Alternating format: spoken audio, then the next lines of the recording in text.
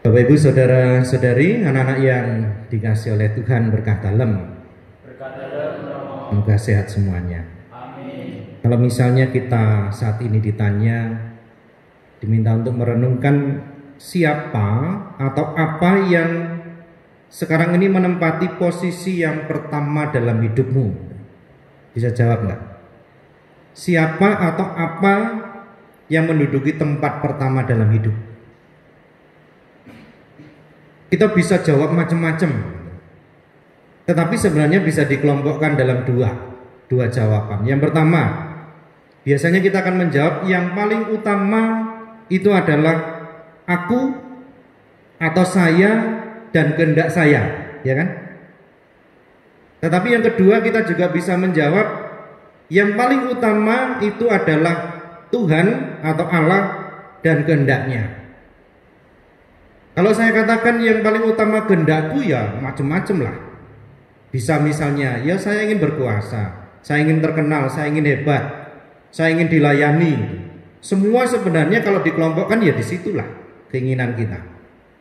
Tetapi di sisi lain kita juga diajarkan dan diajak merenungkan bahwa yang paling penting itu seharusnya adalah Allah dan kehendak Allah dalam diri kita. Lalu pertanyaan kritisnya begini, kalau misalnya ternyata kehendak saya dan kehendak Allah itu bertentangan, kira-kira yang harus menang kehendak siapa? Kalau kehendak saya dan kehendak Allah bertentangan, harusnya kehendak siapa yang menang? Secara teori kita akan mengatakan harusnya kehendak Allah, karena itu yang menyelamatkan. Tetapi kenyataannya dalam pengalaman konkret biasanya kita memenangkan kehendak kita sendiri. Dengan banyak alasan biasanya kita akan mengutamakan, loh yang penting saya. Cita-cita saya harus tercapai, kehendak saya harus tercapai. Itu baik, tetapi seringkali kalau sekali lagi pusatnya hanya pada diri sendiri, maka itu bisa membawa kepada kehancuran. Saudara-saudari, ini pun sebenarnya yang diajarkan Yesus kepada para murid sejak dahulu bahkan sampai sekarang. Apa yang terjadi sebenarnya pada anak-anak Zebedeus dan ibunya itu juga menjadi harapan kita lah sebenarnya. Normal sebenarnya, misalnya ya, mereka sudah meninggalkan segalanya.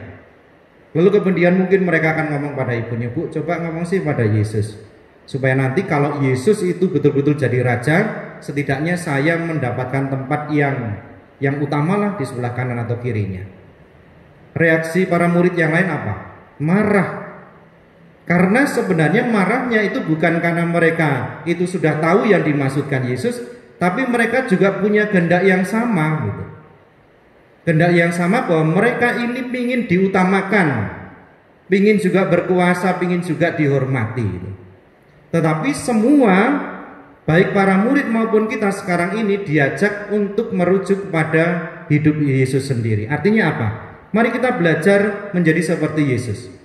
Sebenarnya kalau suruh milih, mungkin Yesus juga tidak inginlah sengsara.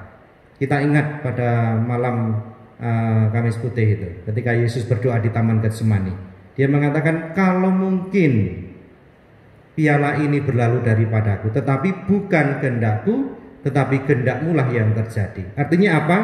Mari kita belajar menjadi seperti Yesus, bahwa tetap yang paling utama adalah kehendak Allah dan Allah dalam diri kita. Disitulah sebenarnya kita diajari nilai korban.